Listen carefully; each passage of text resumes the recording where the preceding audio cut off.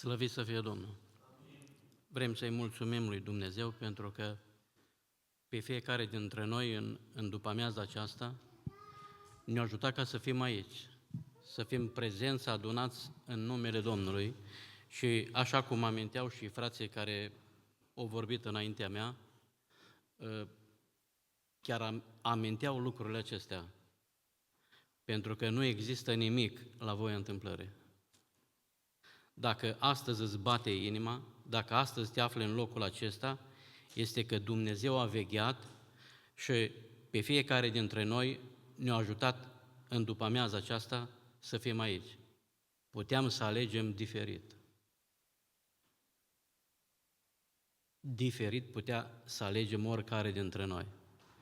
Dar știm că acolo unde sunt 2 sau 3 adunați în mijlocul meu, spunea Domnul Iisus, eu sunt în mijlocul vostru.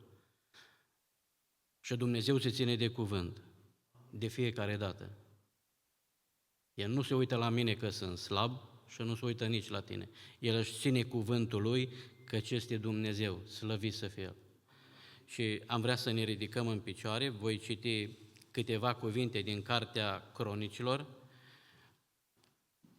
2 Cronici, capitolul 18, începând cu versetul 28 până la versetul 34. Împăratul lui Israel și Iosafat, împăratul lui Iuda, s-au suit la Ramotul în Galad. Împăratul lui Israel a zis lui Iosafat, vreau să-mi schimb hainele și să mă duc la luptă, dar tu îmbracă-te cu hainele tale. Și împăratul lui Israel și-a schimbat hainele și s-au dus la luptă.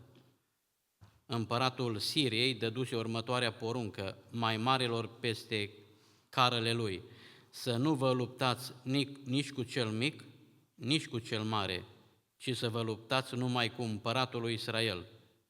Când au zărit mai mari carelor pe Iosafat, au zis, este împăratul lui Israel, și l-au înconjurat ca să lupte cu el. Iosafat a scos un țipăt, Domnul l-a ajutat și Dumnezeu i-a îndepărtat de la el. Mai mari carelor, văzând că nu era împăratul lui Israel, s-au depărtat de el. Atunci un om a tras cu arcul la întâmplare și a lovit pe împăratul lui Israel între încheieturile armăturii. Împăratul a zis celui ce-i mâna carul, întoarce și scoate-mă din câmpul de bătaie că sunt rănit. Lupta a fost înverșunată în ziua aceea. Împăratul lui Israel a stat în car în fața sirienilor până seara și a murit pe la apusul soarelui. Amin. Vă rog să reocupați locurile. Aș vrea ca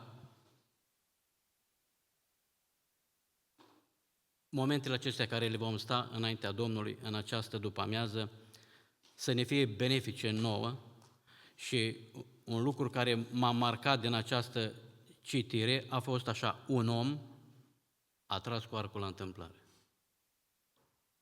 Eu vreau să vă spun în după-amiaza aceasta că nu există nimic la voia întâmplării. Faptul că în după-amiaza aceasta ești aici, că ești creștin sau nu ești creștin, că ai o învățătură evanghelică sau nu ai, nu e la voia întâmplării că ești aici. Dumnezeu a hotărât aceste momente să-ți vorbească ție și să-mi vorbească și mie. Le-a hotărât El, pentru că ceea ce hotărăște El rămâne în picioare. Și dacă ne uităm peste întreg capitolul acesta, este vorba despre 2 împărați. Unul făcea parte din Israel, dintre cele 10 seminții care s-au dat deoparte și a rămas la Ierusalim 2 împărății, împărăția lui Iuda și lui Beniamin. Un împărat era la Ierusalim, iar celălalt era la Samaria. Nu prea aveau legături între ei. Cuvântul lui Dumnezeu spune că Iosafat a avut bogății și slavă din belșug și s-a încuscrit cu Ahab. Copiii te fac într-o zi să te duci acolo. Ei vreau să țină distanță pentru că fiecare lupta pentru împărăția lui. E mai bine la Ierusalim. Celălalt spunea, e mai bine la Samaria. Dar iată că copiii îi fac într-o zi ca acești doi împărați să se apropie. Și după câțiva ani s-a pogorât Ahab în Samaria, Ahab a tăiat pentru el și pentru poporul său care era cu el un mare număr de oi și boi și i-a rugat să se suie la Ramotul din Galad.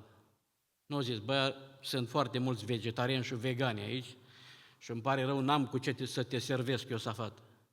Oi și boi din belșug. Era masă mare acolo. Eu concediul meu l-am terminat și am zis că până la toamnă nu mă duc acasă. Așa era planul meu. În ziua când m-am pornit cu avionul încoace, la amiaz, seara, una din fetele mele a născut. Tată, dar nu vii la binecuvântare? Nu cred. Augustul acesta este foarte încărcat, biletele sunt scumpe, concediul s-a dus. N-am zis nimic. Cu toate că aștepta un alt răspuns. Dar Dumnezeu este acela care schimbă lucrurile. Pe lângă binecuvântarea aceasta, mai sunt următoarea duminică și botezuri la noi și a venit un tânăr și a zis, eu vreau să mă căsătoresc cu una din fetele tale. Apropo de Ahab și Iosafat, că erau cuscre. Sunt lucruri care te duc și n-am avut ce face. Am trebuit să promit și să spun, bă, vin la binecuvântare, în timpul acela voi vorbi și cu viitorul ginere. Așa lucrează Dumnezeu, El schimbă lucrurile. Tu ești aici în după-amiaza aceasta și spui că am venit eu, că așa am avut eu chef. Nu e adevărat. Dumnezeu vrea să-ți vorbească, Dumnezeu vrea să-ți scrie numele în cartea vieții. Dumnezeu vrea să te ajute acolo în necazul tău și în amarul tău, El vrea să-ți vină în ajutor, pentru că este Dumnezeu. Era odată o inundație mare la noi. Au venit pompierii să mă scoată pe geamul de la pod. Erau atunci 8 copilași și a 9-lea era pe drum. Și eu mă gândeam, la multe lucruri m-am gândit, dar niciodată nu m-am gândit la ce avea în plan Dumnezeu. Nu știam că soția este însărcinată. Și în momentul când ea a văzut apa și a pus mâna pe genunchi și a strigat înspăimântată. Urma aia care s-a amprentat de la mână pe picior, a marcat-o. Și așa s-a născut copilul care era soția însărcinată. Sunt lucruri care te marchează în viață. Trecuse câteva săptămâni și m-am culcat obosit și dacă preferam să-mi vorbească Dumnezeu, preferam multe lucruri să-mi vorbească Dumnezeu. Dar nu m-am culcat cu gândul să îmi vorbească Dumnezeu. Dar la ora 2 noaptea aud o voce. Așa cum mă auziți pe mine, așa m-am auzit eu. A zis, mi se pare că visez. M-am trezit, nu era nimic. Am închis ochii și vocea continuă. Și au zis așa, la anul vei avea un copil de parte bărbătească și o clădire cu etaj. Am sărit ca ars. Nu era nimeni. Soția a observat că ceva se întâmplă. Și a zis, s-a întâmplat ceva? Cum, tu n-ai auzit? Nu. Cum n-ai auzit? Dar vocea era așa. A vorbit Dumnezeu și s-a împlinit. Era luna lui august, dacă nu greșesc. În ianuarie, soția mea a născut un copil de parte bărbătească, cu urma amprentată de la spaima din noaptea inundației. Au mai trecut câteva luni și a luat ființă și clădirea în curte, pentru că a vorbit Dumnezeu. Credeam că s-a obosit și dorm, dar vocea aceea m-a speriat, pentru că când vorbește Dumnezeu, nu poți să stai nepăsător. Și uitați, acești doi împărați pun la cale atâtea lucruri împreună acolo, se meargă în Galad acolo, să lupte împotriva sirienilor. Și uitați dumneavoastră că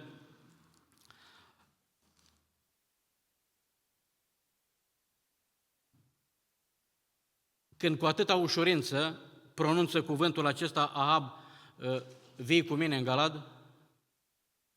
Și uitați ce spune împăratul Iosafat. Eu ca tine și poporul meu ca poporul tău vom merge la luptă împotriva lui cu tine. Dar acum întreabă, te rog, cuvântul Domnului. Și uitați la Ahab. 400 de proroci.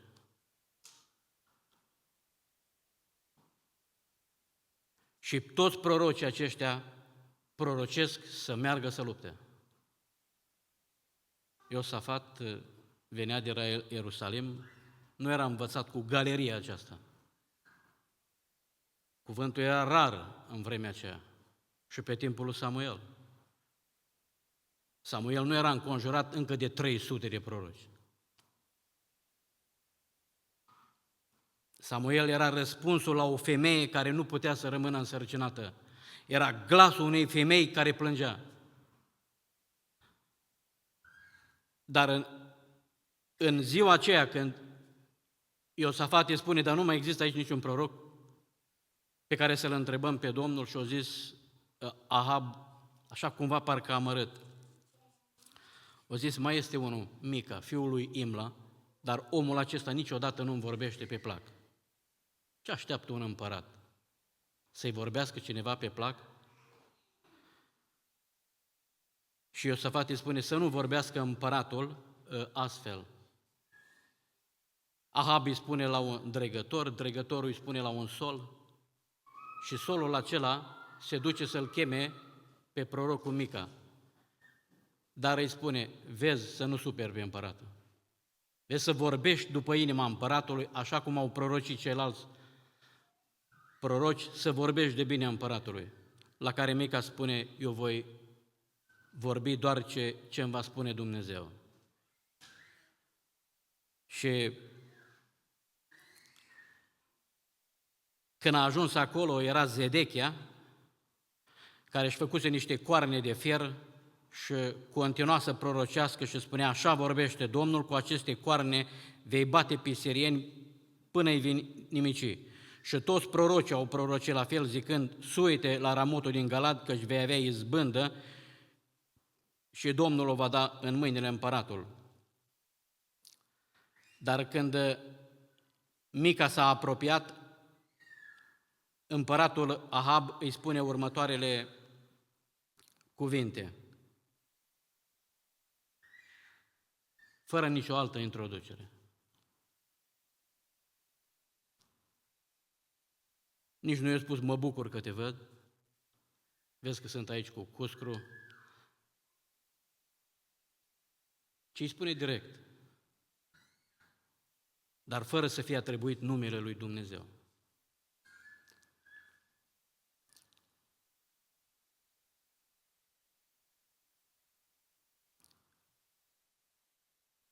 Mica, erau cuvintele lui Ahab, Mica, să ne ducem la luptă împotriva Ramotului din Galad sau să-mi văd de treabă? Credeți că întrebarea aceasta avea o legătură cu întrebarea lui?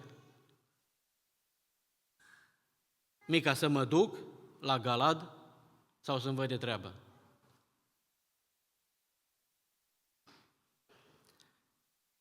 Și Mica îi răspunde, după așa întrebare, așa răspuns îi dă. Suiți-vă, căci veți avea izbândă și vor fi dați în mâinile voastre. Dar împăratul Ahab a înțeles foarte bine. L-am întrebat prea direct, n-am folosit numele Domnului. Trebuia poate să-i spun, auzi, te rog, Mica, întreabă pe Domnul. Pentru că, uite aici, mă consult cu cuscru meu și vrem să mergem să luptăm. E voia lui Dumnezeu sau, așa cum a zis, să-mi văd de treabă? Băi, du-te, Dacă mă întreb pe mine cu alte cuvinte, du-te. A înțeles Ahab foarte bine și eu zis, de câte ori să te pun să juri că vei spune doar adevărul în numele Domnului. Și acum Mica începe adevărata prorocie. Și uitați care este răspunsul lui Mica din partea Domnului. Văd tot Israelul risipit pe munți. Tot Israelul văd risipit pe munți. Și ca niște oi care n-au păstor. Și Domnul a zis, oamenii aceștia n-au stăpân, fiecare să se întoarcă în pace acasă. Oamenii aceștia n-au stăpân? Păi de ce eu nu sunt împărat aici? Nu domnesc eu aici la Samaria? Cum îndrăznești, Mica, să-mi vorbești astfel? Eu sunt împărat. Din ordinul meu pot să te tai în bucăți. Sunt împărat în Samaria. Cum vorbești astfel? Nu i-a convenit deloc lui Ahab acest răspuns și împăratul lui Israel a zis lui Iosafat, nu ți-am spus eu? El nu-mi prorocește nimic bun, nu-mi prorocește nimic rău. Nu și-o văzut de treabă. Ca după masa aia copioasă să se întoarcă acasă și să-și vadă de treabă. S-a supărat rău pe Mica. Și Mica a zis, ascultați dar cuvântul lui Domnului. Am văzut pe Domnul stând pe scaunul său de domnie și toată oastea cerului stând la dreapta și la stânga lui. Și Domnul a zis, cine va amăgi pe Ahab, împăratul lui Israel, ca să se suie la Ramot în Galad și să piară acolo? Semnul întrebării. Credeți că există ceva la voia întâmplării? Dacă ești în după-amiază aceasta aici? Când îi făcea această prorocie din partea Domnului, o zis, îl văd pe Dumnezeu, la sfat cu sfetnicii lui. Și o zis, cine va merge să amăgească pe împăratul lui Israel? Ca să piară acolo. Orice lucru este contabilizat. Orice lucru este scris în ceruri. Nu se întâmplă așa cum am credea noi să se întâmple sau să nu se întâmple. Vă aduceți aminte, în urmă cu 2 săptămâni, o familie de la Volovăț a murit toată. Se întorceau de la mare, s-a stricat mașina la Buzău și când se apropiau de acasă la intrare în Suceava, în cumpărătura, un ucrainean cu un tir de ciment a intrat în ei și au fost omorâți toți 4, tată, mamă și 2 copii. Plus acela care a venit să le remorcheze mașina și să-i ducă, care era din Buzău. Au murit toți 5. Pentru că o explozie la cauciuc l-a făcut pe ucrainean să-și piardă controlul și să intre în ei.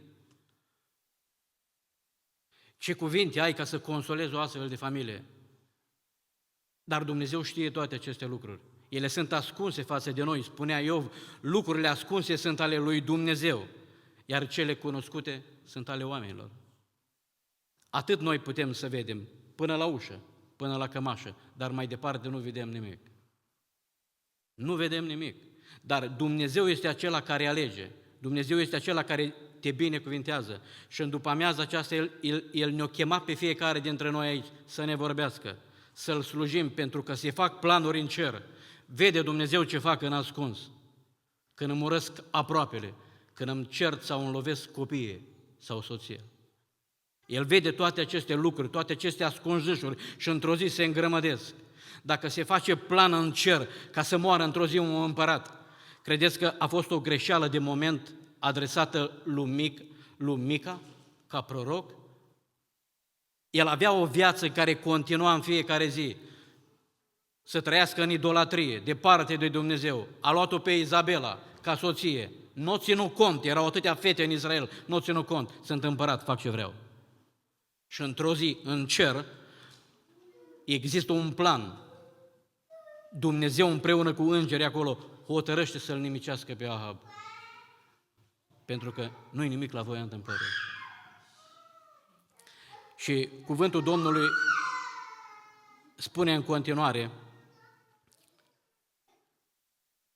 și Domnul a zis, cine va amăgi pe Ahab?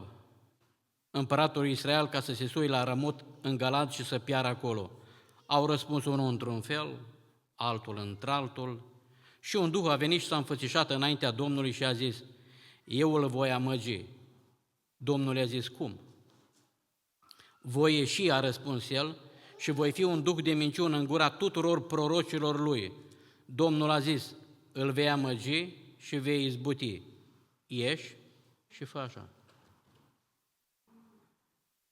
Și acum iată că Domnul a pus un duh de minciună în gura prorocilor tăi care sunt de față, dar Domnul a vorbit rău împotriva ta, direct pe față. Acolo era un împărat, nu era un cipi ca mine. Nu era un grandor care lângă tine. Nu era un vecin care te supără în fiecare zi, era împăratul. Nu te puteai juca cu împăratul. Dar Mica, cu risc cu vieță, vorbește foarte clar și răspicat toate aceste lucruri. Îi le spune pe față.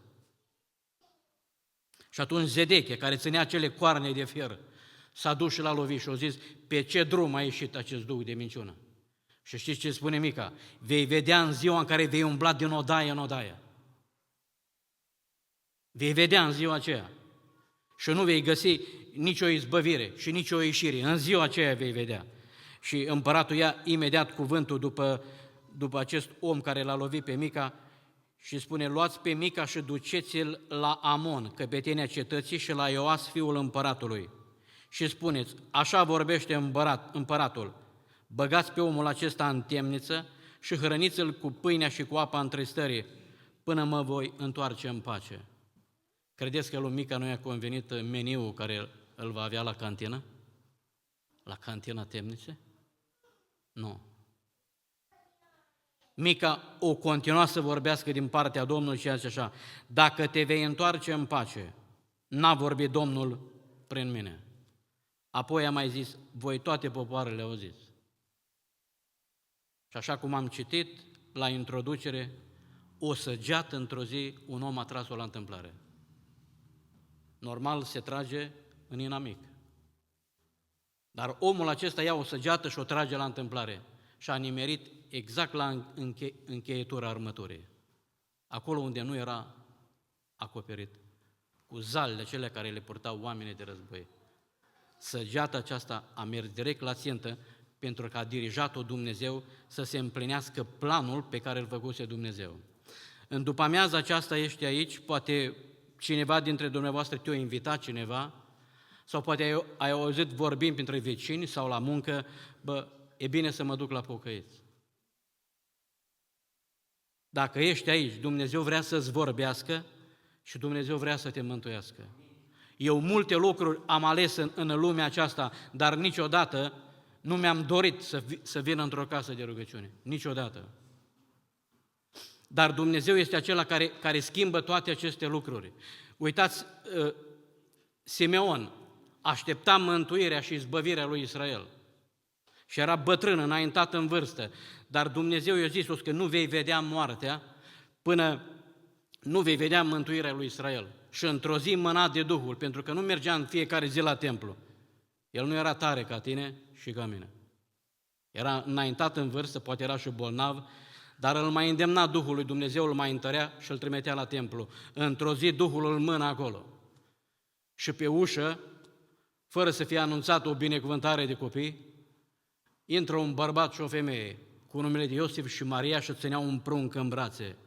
Era Iisus, Fiul lui Dumnezeu, slăvit să fie Domnul. Și Dumnezeu îl înștiințează pe Simeon, se duce și îl ia în brațe și atunci coboară Duhul lui Dumnezeu peste el și începe să vestească lucruri care s-o mira foarte mult Maria când le-a auzit. Dar au zis acum: Doamne, se ruga el, slobozește în pace pe robul tău pentru că a văzut mântuirea lui Israel. Nu fă la voia întâmplării.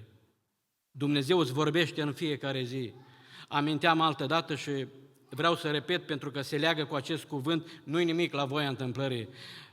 Într-o zi, Iacov îi fură binecuvântarea lui Esau. Credeți că a fost la voia întâmplării? Nu știu cât de simpatic era unul sau cât de simpatic era celălalt. Dar știți ce-o pus preț părință pe copii? Să fie ascultători. Într-adevăr, lui Isaac tare îi plăcea vânatul și vrea să-l binecuvinteze. Dar mama lui, Rebecca, era măhnită și plângea foarte mult din pricina acestor nurori, care o făcea să verse lacrimi. Erau fetele lui Het, din neamul hetiților. Și într-o zi îi fură binecuvântarea. Și au zis, du-te, îi spunea Rebecca lui Iacov, du-te ca să nu mai iei și tu o fată cum o luat fratele tău de aici, că m-am săturat, m-am scârbit, la ce mai este bună viața? Și Isaac a înțeles toate aceste, Esau a înțeles toate aceste lucruri. Și știți ce a făcut? Și ca să citesc, pentru că sună mult mai bine, Esau a înțeles astfel că fetele lui Canaan nu-i plăceau tatălui său Isaac. Putea acum să se căiască, nu? Cum a zis Ahab, să mă duc la Ramotul din Galad și să lupt împotriva sirienilor sau să-mi văd de treabă? Dar el nu avea de gând să-și vadă de treabă. Știți? Când cineva este împărat și are multe pe mâna lui, așa, îi place să facă impresie, nu să-și vadă de treabă. Și așa Esau, în loc să se căiască, s-a dus la Ismael, el a mai luat-o de nevastă pe lângă nevestele pe care le avea, pe Mahalat, fata lui Ismael, fiul lui Avram și sora lui Nebaiot. El și-a mai luat o soție, dar nu din Israel. Și tot de acolo, din neamurile acelea. Pentru că așa se întâmplă de fiecare dată când oamenii nu vor să se pocăiască. Oamenii nu vor să se întoarcă la Dumnezeu.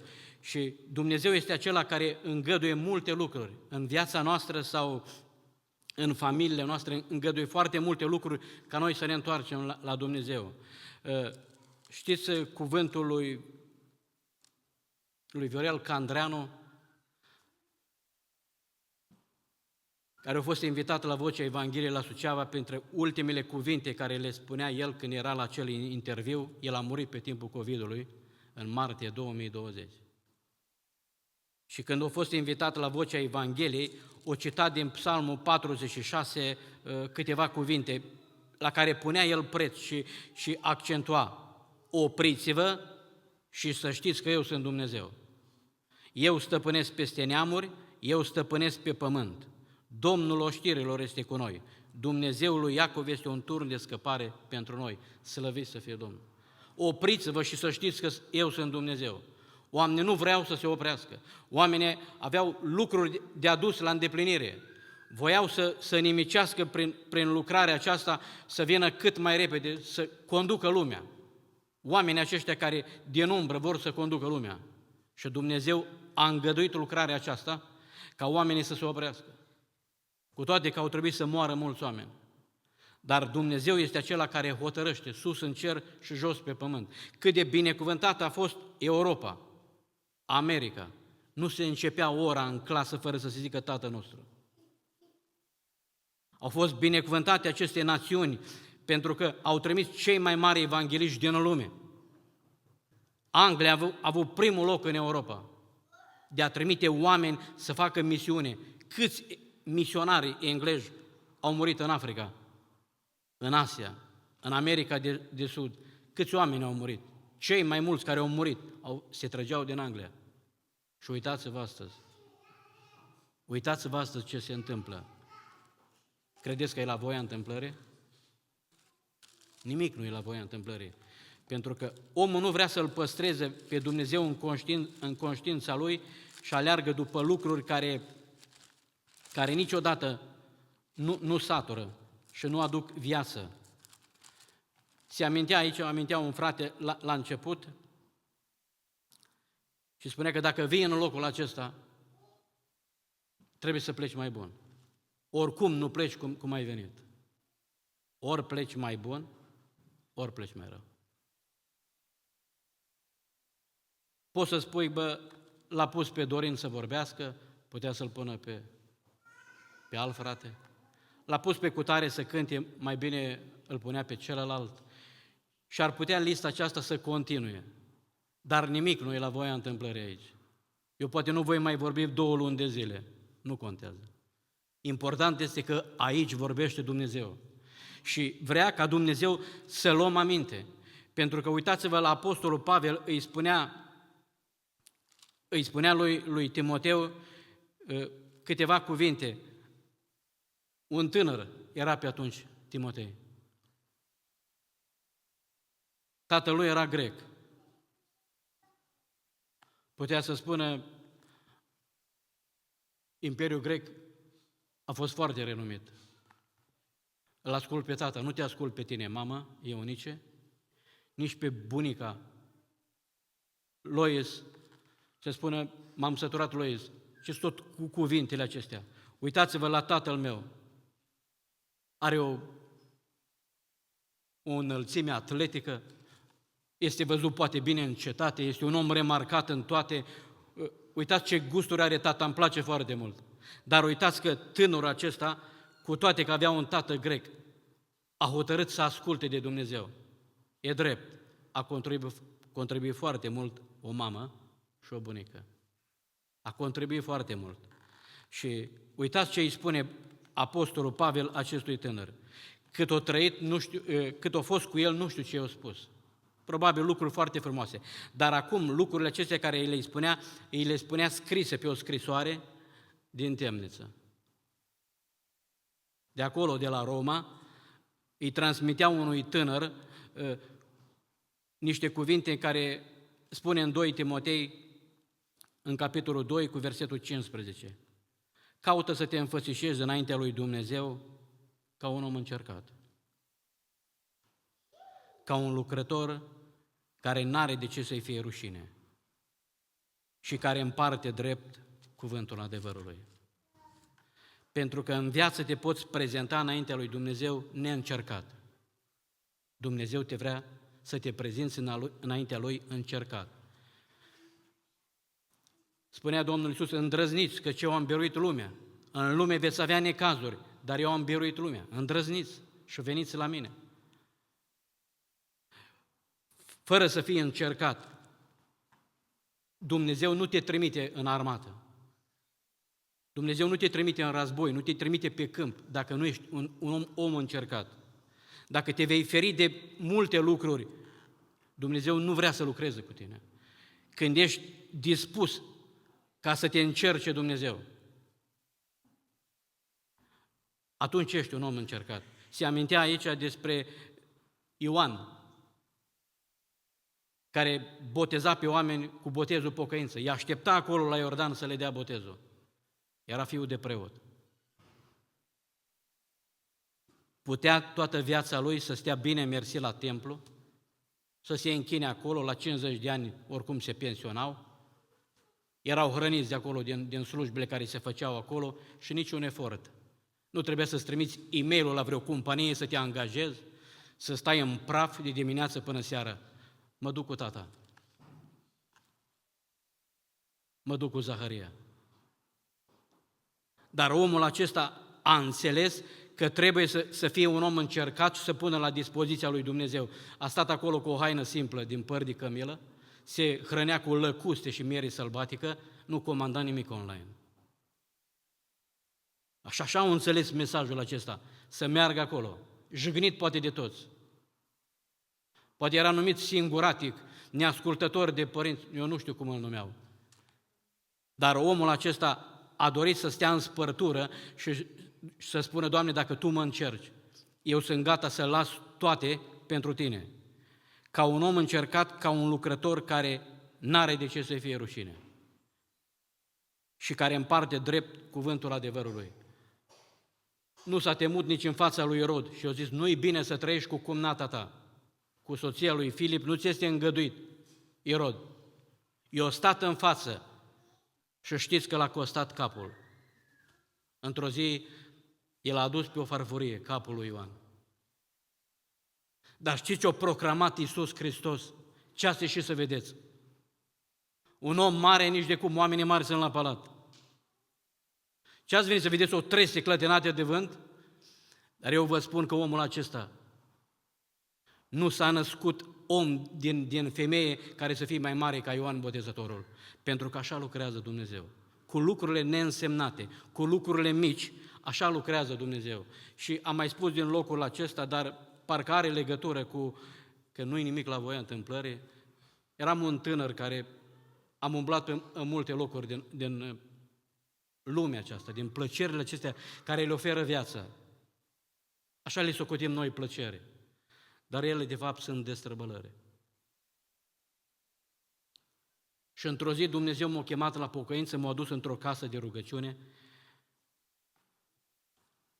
și am dorit să mă căsătoresc, pentru că tot a fost vorba că Ahab s-a întâlnit cu Iosafat, erau coscre, am dorit și eu să mă căsătoresc. Și cineva care m-a îndemnat să merg la casa de rugăciune a zis, noi pocăiți, e bine să pui și înaintea Domnului.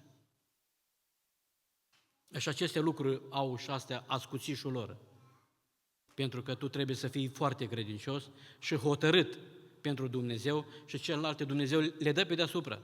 Dacă tu stai lângă Domnul, Dumnezeu le dă pe deasupra. Nu trebuie doar să alergi la proroci. Nu că e rău să mergi, dar trebuie să fii credincios. Să stai lângă Domnul și Dumnezeu are modalități de a-ți vorbi. Și persoana aceea zice, e bine să pui înaintea Domnului. Uite, în cutare loc este rugăciune, mergem. Și acolo era un vas de lucru, dar nu avea prorocie, avea vedenie. Și s-a uitat la mine și a zis, am văzut în dreptul lui, era pentru prima dată când m-am dus într-un loc acesta.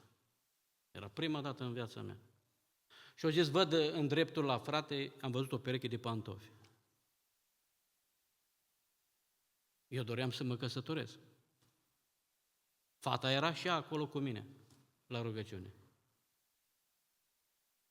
Dar uitați cuvântul lui Dumnezeu. Domnul mi-a făcut cunoscut că El va fi lucrător în via mea. Și eu vreau să mă căsătoresc și Domnul te pune în lucrare. Alegi să stai cu Zaharia la templu sau te duci în pustie? Că te trimite Fiul lui Dumnezeu. Ai auzit o voce sau, eu nu știu cum ți-o descoperit Dumnezeu. Vino în după-amiaza aceasta aici. De ce? Dar nu sunt lucruri mai frumoase în Bridgewater sau în Taunton sau în Anglia? Trebuie să vin aici să stau 2 ore liniștit, că conduce fratele Paul și spune, lăudăm pe Domnul, ne rugăm, dar mai bine stau acasă. M-am dus, poate trist, amărât și n-a zis nimic Domnul pentru noi. M-am dus acasă. Au mai trecut câteva săptămâni, iar aduc o zi de jertfă, zic, Doamne, vreau să-mi vorbești de data aceasta. Eu nu înțeleg prea multe lucruri. M-am născut în fum și în țigară, m-am născut acolo unde pe tatăl meu l-am văzut de N ori cu o ceartă sau o lovește pe mama mea. De N ori. Dacă mă credeți, pe cuvânt mă spun. Am fugit de acasă odată în noapte la ora 10. Nu era mămăliga caldă la ora 10 și nici mâncarea. Și o trebuie mama mea să mă ia de mânuță și pe sora mea în brațe să plecăm peste Livezi la unchiul meu. Pentru că asta e lumea în care trăim. Mă duc a doua oară și Domnul spune, în dreptul la frate am văzut o chitară. Bă, chitară? Domnul mi-a făcut cunoscut că va lucra în via mea. S-a terminat cu mine, s-a terminat cu căsătoria mea. Am zis, Doamne, ce faci Tu? Cum vorbești Tu? Și am zis, Doamne, eu nu mai înțeleg nimic. Am venit de la ortodox și am venit la pentecostali, nu mai beau, nu mai fumez, nu mai înjur, nu mai mă bat. Am terminat și nu înțeleg nimic. A fost la voia întâmplării. Mama m-a scuipat, prietenii mi-au întors spatele, am rămas singur. Nu mai bine mă întorc înapoi. Eu nu mai înțeleg nimic. E voia întâmplării, Doamne, cine sunt eu? Cine sunt eu? Când într-o zi am venit acasă și au zis, unde ai stat până acum? Făceam antrenament în divizia aceea la fotbal și am întârziat 2 ore acolo, 2 ore la scăldat și am venit seara. Tatăl tău a plecat să-și ia viața. Unde ai stat? Ca să înțelegi, dragul meu, că nu-i nimic la voia întâmplării. Am alergat și am luat toate acele, și funii, și topor, și cuțit, le-am luat toate și am venit fugind înapoi. Eram tânăr, aveam 18 ani. Și toate parcă s-au dus ca un vis, acum când sunt bunic. După 10 copii, sunt 10 nepoți acum. Pentru că Dumnezeu este acela care schimbă. Prietenii mi-au părăsit, dar bisericile sunt pline, slăvit să fie Domnul. Că Dumnezeu este acela care binecuvintează. Și atunci am zis, Doamne, acum iau 3 zile de post.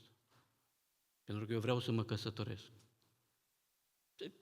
Mă trimiți în lucrarea ta. De habar n-am citit un verset din cartea aceasta. Cum eu să fiu lucrător? Că nu știu Biblia. Am cultura mea și învățătura mea și eu niciodată n-am să pot să vorbesc dintr-un loc ca acesta. Mă gândeam eu. Și am luat 3 zile de post și am mers înaintea Domnului. Acum nu mai era un loc de rugăciune în care să merg singur. Era un loc în care în fiecare miercuri se făcea rugăciune acolo și era plin. Niciodată în viața mea n-am văzut o casă atât de înghesuită. N-aveai pe unde să circuli, n-aveai unde să-ți arunci încălțămintea ca să intri înăuntru acolo. Și am stat pe hol, pentru că era rugăciunea începută. Era în localitatea Timișoara. Știu că m-am dus cu tramvaiul 5. Și acolo, cum stăteam pe genunchi, fără să dau încă mâna cu nimeni, că ei se rugau, din altă cameră vine un proroc fără să mă vadă la față, fără să-l văd la față, și pronunță următoarele cuvinte, care au legătură cu nimic, nu este la voia întâmplării. Ascultă, bărbatule, crezi că ceea ce îmi ceri tu, eu nu pot să fac? Tot cerul e în dezbatere pentru cauza mea. Am încremenit, am plâns în continuare și nu-mi venea să cred. O dura câteva luni și lucrurile acestea s-au întâmplat, dar nu cum mi le-am pus eu. M-am întors acasă în Suceava și acolo mi-am întemeiat o familie. Pentru că așa răspunde Dumnezeu. Eu mă opresc aici, am mers prea departe, am intrat să spun una, le-am spus altele, deci finalul care am vorbit acum, eu nu m-am gândit de acasă sau de pe scaun să vorbesc. Dar cred că Dumnezeu este acela care ne-a spus astăzi câteva cuvinte, să luăm aminte. Nu-i nimic la voia întâmplării. Mâine s-ar putea să fie cineva să plângă pentru că doctorii nu-ți mai dau viață. Mâine s-ar putea să fie într-un necaz în care nu poți să faci nimic. Nu ne putem lăuda cu lucruri mari. Dumnezeu face toate lucrurile, așa cum aminteau frații. Dacă ți-o dat astăzi aer să sufle, ți-o dat o inimă să bați, Dumnezeu este în mijlocul nostru, este în locul acesta și vrea să ne ducă în cer. Amin.